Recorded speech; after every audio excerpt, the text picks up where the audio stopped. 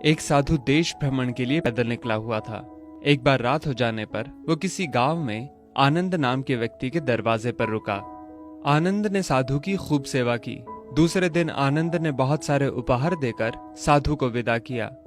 साधु ने आनंद के लिए प्रार्थना की, भगवान करे तू दिनों दिन बढ़ता ही रहे।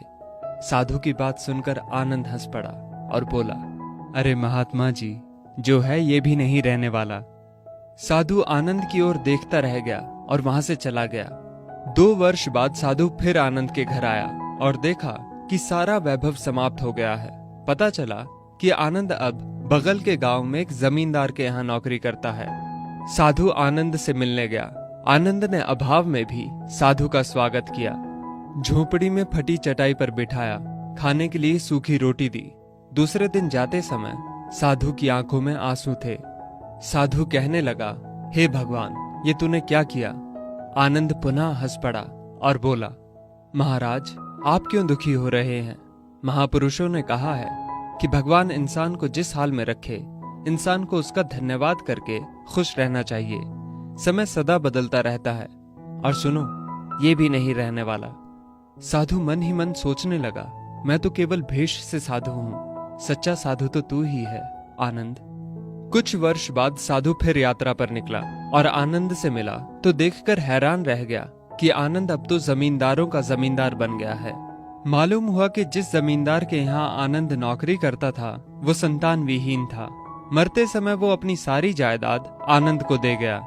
साधु ने आनंद से कहा, अच्छा हुआ वो जमाना गुजर गया, भगवान करे अब तू ऐसा ही बना रहे।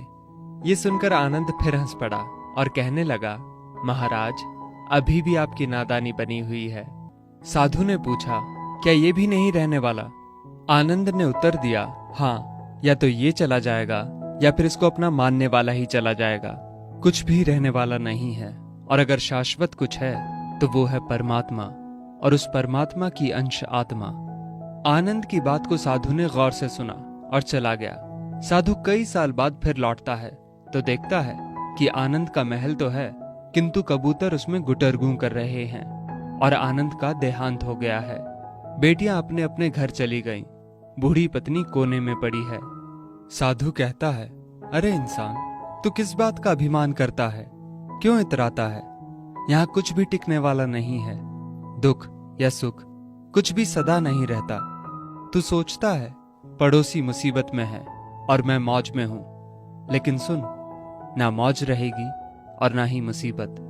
सच्चे इंसान वे हैं जो हर हाल में खुश रहते हैं। मिल गया माल तो उस माल में खुश रहते हैं, और हो गए बेहाल तो उस हाल में खुश रहते हैं। साधु कहने लगा, धन्य है आनंद तेरा सत्संग, और धन्य है तुम्हारे सतगुरु।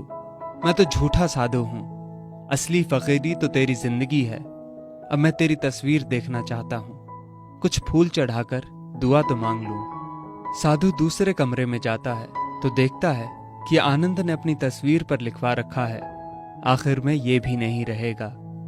खूबी और खामी दोनों ही होती है हर इंसान में। जो तराशता है उसे खूबी नजर आती है, और जो तलाशता है उसे खामी नजर आती है।